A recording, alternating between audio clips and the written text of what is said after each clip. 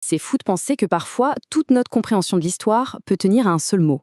Oui, un tout petit détail peut complètement faire basculer nos certitudes et redessiner le portrait d'une figure légendaire. Et c'est précisément ce qui s'est passé pour l'un des rois les plus puissants de l'Antiquité. Son image a été totalement transformée des siècles et des siècles après sa mort. Alors, tout commence en 1851, à Canosa, en Italie. Imaginez des archéologues qui mettent au jour une ancienne chambre funéraire. À l'intérieur, au milieu des trésors, ils tombent sur un artefact d'une beauté et d'une complexité assez incroyables. Une véritable capsule temporelle qui va nous raconter un des plus grands conflits de l'Antiquité, les guerres entre l'Empire perse et la Grèce. Et cet artefact, c'est le fameux vase de Darius, une amphore immense recouverte de 60 personnages peints avec une minutie folle.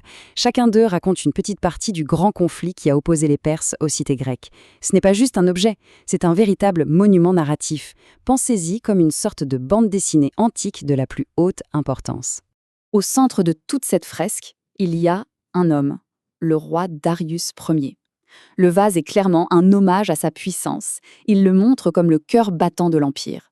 Mais ce qui est absolument fascinant, c'est que cette histoire qui le glorifie est en fait racontée par ses propres ennemis, les Grecs. D'accord, le vase nous donne donc la version grecque de l'histoire. Mais qu'en pensait le principal intéressé? Quelle histoire Darius racontait-il sur lui-même? Pour le savoir, il faut se tourner non plus vers la poterie, mais vers la pierre, vers les mots que le roi a lui-même fait graver pour l'éternité. Et là, le contraste est juste saisissant.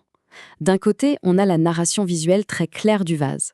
De l'autre, des inscriptions hyper complexes, énigmatiques, en écriture cunéiforme. Vous savez, cette ancienne écriture en forme de clou. Pour les savants du 19e siècle, déchiffrer des textes pareils, comme l'immense inscription de Behistun, c'était un défi intellectuel absolument colossal.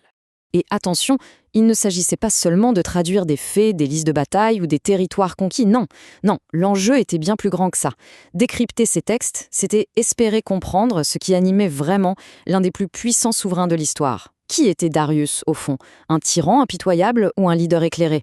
Et ce débat intellectuel va se cristalliser autour de deux personnages clés. D'un côté, on a Kajetanio Skozowicz, l'autorité établie, le chercheur qui a compilé avec une rigueur folle tout ce qu'on savait, et de l'autre, le challenger, Julius Opert, un philologue audacieux, brillant et prêt à tout remettre en question. Le contexte est donc posé. La découverte du vase en 1851 remet Darius sur le devant de la scène. Les travaux s'accumulent, mais ça patine un peu sur certains points clés. Et puis en 1872, dans le prestigieux journal asiatique, Opert publie un article, et cet article va faire l'effet d'une véritable bombe. Opert, un peu comme un détective, ne va pas s'attaquer à toute l'inscription d'un coup. Non, il se focalise sur un passage bien précis. Un paragraphe où Darius parle de lui-même, de sa morale, mais dont le sens exact échappait à absolument tous les traducteurs jusqu'à présent. Et voici ce qu'Opert révèle au monde. Une lecture complètement nouvelle, un autoportrait moral juste stupéfiant. Oubliez l'image du conquérant sans pitié. Ici, Darius se présente comme un homme juste, intègre, qui rejette le mal, le mensonge et la violence, pour lui et pour toute sa famille. Mais ce n'est pas fini. Darius affirme aussi avoir gouverné selon la loi. Et là, la question est immédiate. De quelle loi parle-t-il exactement? La loi du plus fort? Une sorte de code civil? Ou est-ce que c'est quelque chose de bien plus profond? C'est ici que se trouve le cœur de la découverte d'Opert. Il isole un mot précis dans le texte original, abasta.